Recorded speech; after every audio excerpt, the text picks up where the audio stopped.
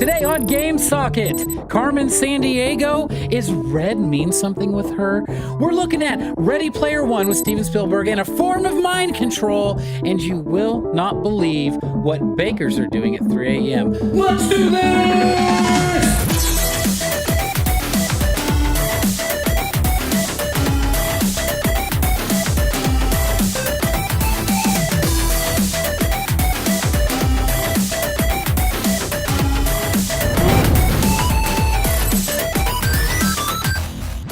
All right, welcome to Game Socket, episode 2. I'm Mike. Welcome back, guys. Thank you so much for watching the first episode. We had insane responses. We had over 11 likes on Facebook, 7 new subscribers on YouTube, and over 100 views. Just incredible, and just so happy to be putting this back out there for you guys. So today you're going to notice some changes for all of you diehards out there. And we have a new logo, and so that's pretty cool. I worked pretty hard on that. I think it looks pretty neat. I hope you think it's cool. We're going to have a bunch of new segments today because, I don't know, I just wasn't super happy with what was happening in episode 1. So you're going to see a bunch of new and cooler stuff today. And we do have a little bit of bad news, and that would be Ninja. Like I said on the last episode, I was going to say he was going to be here this week. He's not here. He's a busy guy, but we are still in the works. Email chains going on to get him on the show as a guest host. So I reached out to a few local people that are kind of well known around, and I did get one response back. So we do have a guest host for today, and I'm welcoming back to the show. I wasn't planning on it, but he is here and ready to go. Semi-pro gamer Brian Maupin. Thanks, Mike. I don't know if I'm a semi-pro, but I definitely... Well, as much as you play video games, I just kind of figured. Yeah, I love some video games. I'm glad to be back here in the Game Socket studio. So thanks for having me back. Yeah, absolutely, Brian. And every time you are here, it's always very appreciated, especially when you have to show up last minute like you did today. So yeah. I appreciate that. No problem. My pleasure. Right. So we have a really great show put together for you guys today. I think Brian and I are both pretty excited about the outline. We got some pretty creepy stuff. We got some exciting cinematic things that are happening. And I think most exciting of all is we have a newcomer to Game Socket. Oh, yeah. Making his first appearance on the show today. He's actually, I suppose, a new friend. He's definitely in the future friend, possibly in the future friend category for me, I hope. So he seems like a nice guy. Yeah, sure. No, he's an incredibly nice guy. We hit it off right away. I hired him off Craigslist to help me move some stuff around.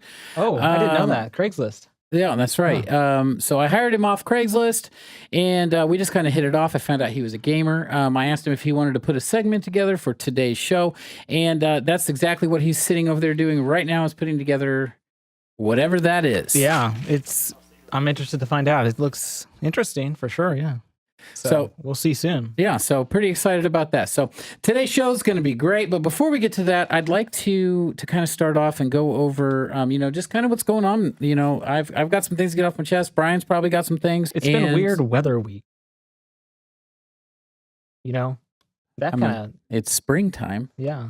It's been raining. Oh, it's been cold. It's been warm. It's been all over the place. So, that sometimes throws me for a loop. You're living in, insert state here when you have to turn on your heat and AC at the same day. Yeah. I actually don't have AC anymore. So it's, or heat. I use there's a hot plate that I turn on in the apartment, and that actually does a really good job at it. You wouldn't think so. The size of your apartment. It is a small, I don't need a lot. So, yeah. Yeah. I mean, you should just get a space heater. That would do even better. Yeah, the wiring, I don't want to cause a fire. The wiring's really old. So the hot plate works fine. Not an elegant solution, but it works. So, yeah. The weather. You got to do what you can do. So, but this week has been weird, and I suppose the weather has been weird. So I went shoe shopping the other day. And not to get too far into that, but I was in the thrift store checking out shoes. What's that? Go ahead. Do you not prepare at all? Prepare. We do this part of the show every single week. No, I've got a story. Hang on, let me get into it. So I was out shoe shopping, and so I ended up, not buying anything. I wasn't happy with the pricing they had there. So while leaving the thrift store, I ran into a guy outside. And what's unusual about this is normally people don't stop me, but this guy did, and he actually invited me, I guess I should say, to come to a block party, which I never get really invited to those kind of events. So I was actually kind of shell-shocked. I probably looked like I was crazy because I didn't know what to say to him. But a block party. Yeah, a block party. So he gave me a flyer. Do you know what a block party is? Yeah, it's just like a party where, people who live around the block or from the area get together and just So network. why would you be invited? His name is Eric. He actually said, hey man, we're having this block party. You seem cool. Do you want to go? And I was like, whoa, okay. Yeah, I kind of do. And he said there'll be games there, there'll be food. So okay, so what thrift store were you at? This was the Richardsons up on 31st Street, right there by that Taco Bell. Oh, okay. Yeah, no, I know. The reason I'm bringing in that neighborhood. Yeah. Where was the block party? Well, so it was. I don't have the flyer with me. It was at a church nearby. So. Oh my God, Brian. So. Brian, what? You do realize what church is by Richardson's, right? I don't know that it was by that church. I don't know that it's in that church. I have to look at the flyer. But you know exactly what church I'm talking about. Yeah, it's so that church right next door. The Church of Scientology. Yeah, but I don't think this was at that church. And even if it was... who are notorious for holding block parties, by the way. I don't know if anyone knows that, but I've never the heard Church that. of Scientology is just a block party like fanatics. So... I've Brian, never heard that you're before. approached in public by a stranger who wants you to show up to, and you are never approached by people. Okay, can I call that accurate? So not never, but not often. I'll say that. So okay, I kind of keep my head down on that. I would say very minimally.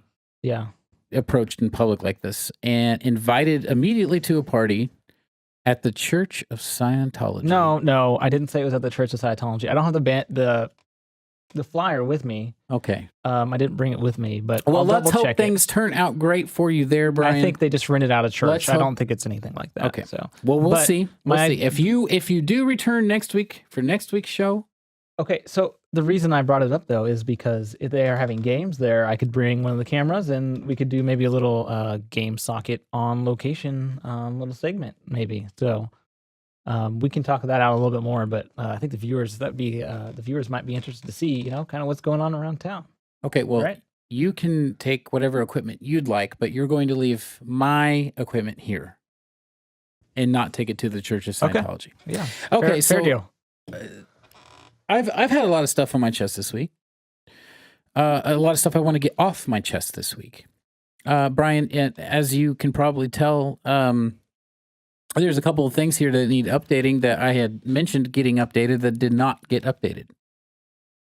I had a kind of just a really strange week. I don't know if there's a full moon in the air or what, but basically, my boss pulled me into her office and sat me down, and I was who?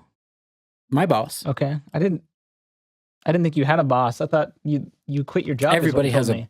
You said that you had quit your job a few weeks ago. Well, I do Game Socket. So, but I was pulled in, and basically my company credit card, my line of credit was taken away, and now I haven't been able to make some of the updates to the studio that I wanted to make before we did this week's episode. I thought you were I'm a little off kilter because of that. From my understanding, you were the owner of GameSocket and basically the boss. So has something changed? Has there been a new ownership? Because I'm out of the loop. I'm just a guest, right? So if you're not the boss, then who's the boss? Dude, get your cup off the table. Man. Sorry. Jesus. Okay, but yeah, I mean, the question remains. It's my wife, man. Oh, okay. That makes sense. Okay. That's okay. So the wife is the boss. She took out the credit card in her name, but it's in my line of credit, it's on there as well. So we are co-owners of GameSocket. However, I have 100% of the company. Thank you. So no, I've got 5%. Like you gave me 5%. And I gave Dominic 50 shares in payment for Craigslist. Oh, how many shares do I have? I don't know. You just said 5% of. You just have 5%. He has 50 shares. Does that mean he has? Okay. So what does that translate to, though? I don't know. I don't know. I don't think it's very much. We'll figure it out, I guess. I have 50 shares in Circuit City, and that isn't worth like anything. So no, that's gone. Toys R Us too. Yeah. All right. So let's go ahead and talk about our sponsors. We wouldn't be able to do this without the kind people that support us and like what we're doing and help out with that. We like them only second to our viewers and our listeners, so thank you all very much. But this week I did something a little bit different. As you know, I started attending business school online at Phoenix University, and my professor, who I've gotten to know pretty well, we do a lot of webcamming together, and he gave me, I'm kind of like a star student, I would imagine, and he gave me an assignment this week: get out in the community and get some support for your show by shaking some hands. So this week, our sponsor is Markenson's Deli from 51st and Lynch. They're right over there. They are the best deli in town. They have the freshest bread. They get up at 3 a.m. and they bake the bread fresh every day. If they don't use all the bread they've baked that day, they will give it to the homeless. They have a whole food program they've worked out with there. That's awesome. That's right. They have the freshest deli cuts, and it's just a fresh, amazing deli sandwich. I recommend it to anyone who's in the mood for a deli sandwich. Head on out to Markenson's Deli, 51st and Lynch. So. All right, that's what we got going on there, and that was my. And so you said you're doing a B2B with them. Is that what you said? That's right. Okay. So, are they doing an ad for game sockets? Or I'm just curious here. Are they doing like business to business? That would be exactly what that is. Okay. So, they, I met Dan from Markenson's Deli, and he. We shook hands, and I said I would give him a spot on our show if he did a little bit of advertising for us, and so we kind of worked out a deal. And now, they're going to be doing a little bit of giving us a little bit of the shout out. Oh, I might have to go in and see if I can, hear our ads playing over the PA system. That'd be pretty neat. Well, it's not going to be like on the PA or anything like that. I mean, I don't even know if they have a PA. It's just kind of like a smaller shop. They should. If they have it's a grocery store. Most grocery stores. No, it's a deli. How do you call the? It's a deli. Oh, okay. But it says it's inside. You said it was inside Kroster's Grocery. Well, right? It's like a building that's attached to that building. Okay. Oh, okay. So it's like a standalone store within a store. Okay. Correct. Got it. But basically, there's some flyers there on the counter next to the cash register, and so for every single customer that comes through, they're going to get one in their bag with their sandwich. Oh, awesome! Where did the flyer? Did you make the flyers or? Well, I still had my company credit card at the time. So got it. All right, it's time for our weekly news segment. First up, we got Netflix making a live-action Carmen Sandiego movie. I think, Brian, you're pretty excited about this one. I think you should talk about it. I am absolutely excited about this one. So Netflix is developing a live-action movie based on Carmen Sandiego. Yeah, a chick flick.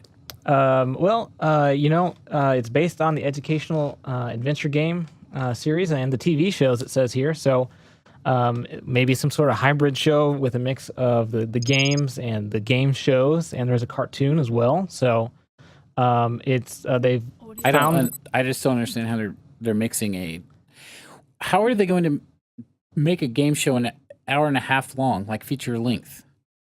Well, the details aren't here yet. It says that they're just in the early stages, so we'll see how this pans out. But they did get their Carmen. Her name is Gina Rodriguez. She's an actress. I guess I couldn't find someone named Carmen for this, but she will be also voicing the character in an animated series coming out next year on Netflix as well. So, Netflix's primary colors are red. Carmen is red, so this seems like a good fit for, the brands, So I'm really excited about this. I played these games a lot as a kid. They were edutainment games, so some people didn't like those, but I loved those games. A lot of history, a lot of geography. The game show was great too. So I'm looking forward to this. I can't wait. I'm gonna have to admit I'm a little bit biased on this one, Brad. Oh yeah. Yeah, that? I actually auditioned for the game show, the PBS game show, when I was a kid. Really? Like when I was 10 years old, and I was rejected, Oh. which is fine. I think they probably had tons of kids Oh, yeah. submitting I bet. to be on the show. I mean, it was a pretty awesome show. And you remember the singing guys? They did like a cappella. I believe rockapella, I think is what they were called. Yeah. That's right. Yeah. That's exactly right. But so I submitted my audition, and they actually wrote. I had a rejection letter come back about a couple weeks later, and it wasn't so kind. It was actually incredibly demeaning, and it was Really? I mean, it was just really super harsh for a kid. So What did it say? I've never been ever since then. Just not a big fan. So when I heard this movie was coming out, I was not. What they sent you back a letter? What was demeaning about it? Oh, I mean everything. I mean the letter went on to say that I was not the right personality type for the show. That I was looked like a bratty kid. What? No way. Really? Yeah. It said that you were a brat. Yeah. No, I still have the letter. So Really, we're gonna have to. it said that I hadn't been getting enough chores done around the house, so that I wasn't the type of kid who did enough responsibilities to come on a show like that. So That seems like a prank. Are you sure that they weren't joking about it when they sent it? Maybe it was like they kind of trying to let you down softly by kind of just. No, I'll let you read the letter. It's a terrible letter written to a child who just wanted to be on a show. So That's crazy. Not a fan of the entire, whatever it is, Carmen Sandiego, the whole thing. I don't want anything to do with it. I think you should give it a chance. This is not PBS. This is a different. This is Netflix. So. Well, I'll tell you what. My TV hasn't turned to channel 6 since. Yeah. Since that letter came through, at least when I had control of it. Yeah. So. Well, Carmen was always making the government upset when she was stealing her monuments from the government. She took Mount Rushmore at one point. She took the whole thing. But there's something that the government likes doing that I think you want to talk about next. Absolutely, Brian. This is something that I think we all need to know about. And basically what's been going on, AV Club tells us early in the 2000s, there was a string of code found written for a game that was released in 1981. What's it called, Brian? Polybius, I believe. That's right, Polybius. I'm sorry, I can't ever remember the name of it because I can barely pronounce it. Yeah, I've heard about this, I guess, back 10, 20 years ago now. So, 15 years ago, let's say. So Polybius, they found the string code in the early 2000s, but it's a game that was released in 1981, and apparently this game had mind control effects Allegedly. on the users. We got to say allegedly here because a lot of this is, game theory. So theory, exactly. Yeah. That's what. There hasn't been a lot of hard evidence yet, but there is a lot of conjecture about it. You realize that theory is just a word that people use now to discredit anything now. Yeah, a lot of the English language has been diluted. Yeah, I'll agree with that. Either way, this game, it was in arcades in 1981. It did a lot of mind control stuff. And, they say it went right along with other programs with the government, like the CIA's MK Ultra. It may have been a part of that program. I wouldn't doubt that. I think MK Ultra has been declassified, but not every part of it has been declassified. So I wouldn't be surprised when the rest of MK Ultra is declassified if we don't find out about Cerebus and the attempt to control people's minds with a video game. I think it would be an excellent way to get to a mass amount of a certain demographic of people. I definitely would watch a movie about this. This seems like maybe the next Mission Impossible. They could, talk about this or maybe this is a central plot point in that movie, but I'm questioning why AV Club is just now posting the story. This has been around for a while, and for the most part, there's not a lot of evidence around it yet. I think we really need to find one of the game cabinets. We need to find the game itself and put someone through the ringer and see what happens when they play it. So. I think you're trivializing the things that people in real life had to go through by turning their real life story into what could be a possible, in Brian's mind, next Mission Impossible movie. Well, okay, so that's certainly not my intention. I don't know that anyone has come forward saying that they've played this game and they have been altered by it. But if there is, I certainly don't mean any harm here. So. Okay. All right. It is time for Hot Take Game Reviews. This is the segment where Brian and I will review a game, but we will do it very quickly. We'll just do something that we know quite a bit about. We'll do it in 30 seconds or less. Starting with Brian, go. All right, thanks, Mike. My hot take this week is Sea of Thieves. This is an Xbox and Windows game. It's from Rare, the company that made such greats as Perfect Dark on Nintendo 64, which was at this point, a legendary first-person shooter game. Kind of defined the genre for console games playing on a joystick. Sea of Thieves, strong female Sea of Thieves. protagonist. Sea of Thieves. Right. So, Jesus. This is Sea of Thieves. It's from Rare, like I said, who did Perfect Dark. They also did this game. This is a pirate-based game where you get to make your own pirate. You get to sail around in a boat and just kind of do piratey things. You get to, get a peg leg. You get to, pilot a boat. I think I already said that, but there are skeletons. You get into a lot of fights with skeletons. You get treasure. My problem with this game, though, is that for a single player like me, who's someone who plays not really multiplayer games a lot, who likes to play solitarily, there's not a lot to do here. All of the content seems really based on getting together with friends, getting together with other gamers, and if you don't do that, then the game actually kind of punishes you. It gets a lot harder. There's not a lot to do. And it really kind of is just a very lonely game because there's not, you're on a boat by yourself. You're kind of sailing around.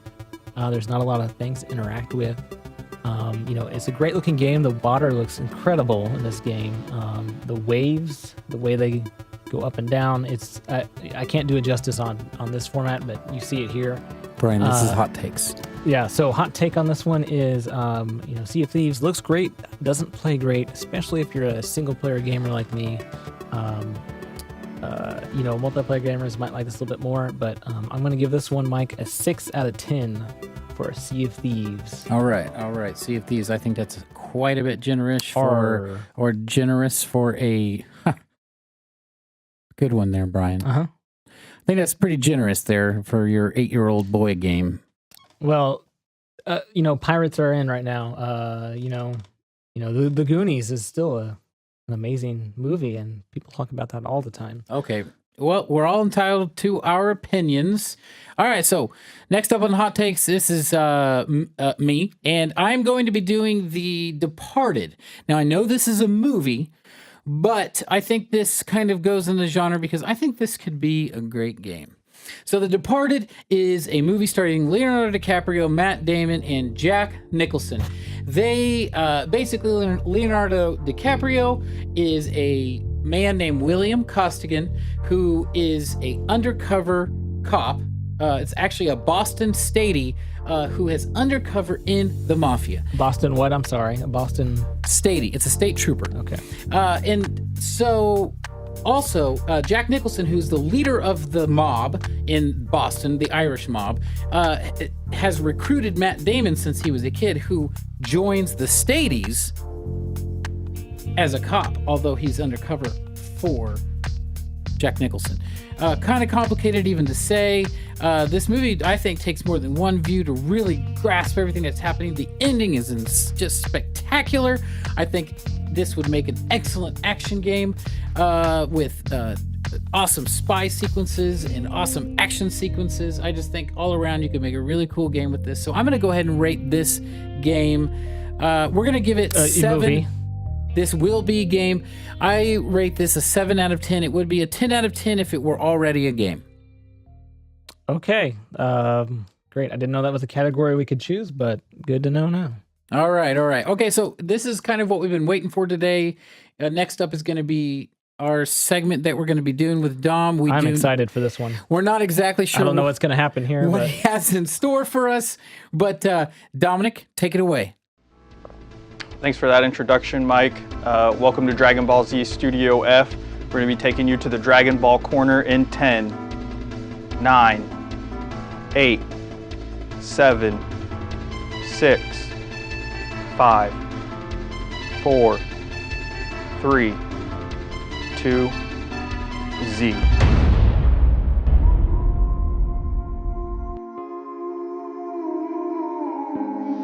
After 3 millennia, it has finally happened.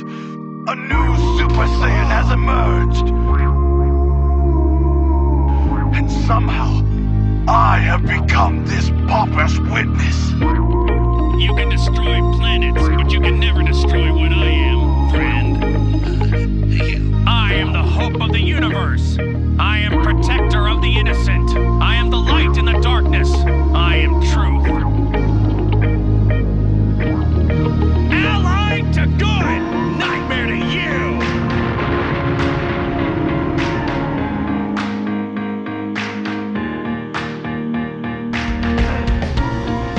And yet, you showed mercy to everyone.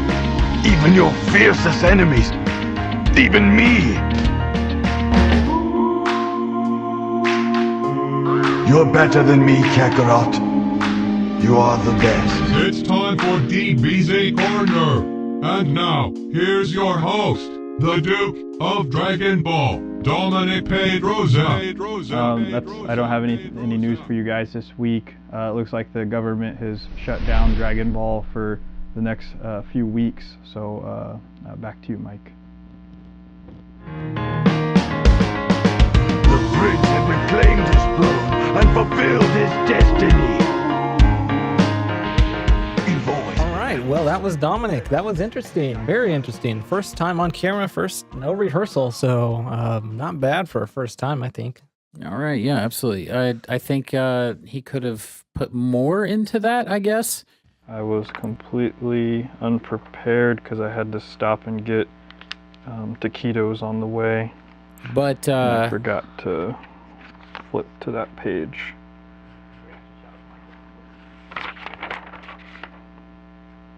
Actually, I think I see a lot of talent there that we need to explore for the future. So yeah, the first time's always hard. So everyone gets a free pass. I was definitely hard my first time, and maybe we'll cut this out, or maybe we'll leave it in. I don't know what your decision is there, but I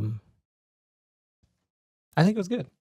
All right, so we don't have much time left today, but before we go, I want to address something as kind of the last thing we talk about today, and that being the upcoming film by director Steven Spielberg, Ready Player One. Oh, I am really excited. I didn't know we were going to talk about this movie, but I am really looking forward to this movie. Well, Brian, you might not be so excited about what we're talking about. I left it out of the outline on purpose because of kind of the subject matter we're leading into here. But if you just bear with me for a second, I just want to give people a heads up on this. Okay.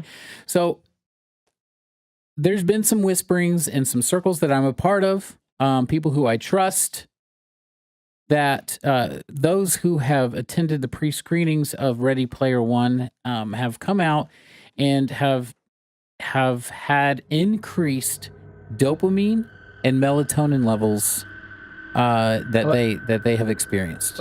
What are those? Say that again. They have increased dopamine and melatonin. Okay, and is that from the movie? Is that the movie is affecting them? You're saying? Well, that's what the reports are saying. Is that just from going, like when you see something you like, those levels go up? Is that what's? Well, dopamine and melatonin are chemicals in your brain that control all sorts of things, from sleep to mood to, addiction. They're all these things. Mm-hmm. Either way, apparently the movie is causing a rise in these two chemicals in the brain, which, especially dopamine being a reward center or a reward chemical in your brain, I think is a form of suggestive advert mind control. Now, I know it's the second time we talked about mind control today, but I think you need to take this one with less of a grain of salt than you did the first time. First one around. The first one was a little more, iffy, but this one here I think is a little more solid backup to I've got questions. Was there some kind of medical story that happened? How were they leaving the theater and going to a doctor to have those levels checked? Where is this information coming from? Like, I'm sorry, I just have a lot of questions about this because this is a kind of a wild accusation here. I don't know, Brian. I'm not a doctor, I guess. Right, I understand that. I'm not a doctor. But what I do know is that I trust the sources I'm getting this from. And I'm going to make an official recommendation, a game socket recommendation. Do not see Steven Spielberg's Ready Player One if you value your sanity. Okay. I can't. That's not from me. That's from you. So that's not my recommendation. But well, no, that's Game Socket's recommendation, though. Okay. Not the guest host recommendation. Okay. All right, guys, that's all we have time for today. Thank you, everyone, for listening, for viewing, for emailing, everything you do. Make sure you like, make sure you comment, make sure you subscribe. Keep those dopamine levels down, I guess, right? I would recommend that as well. All right, guys, we'll see you next time.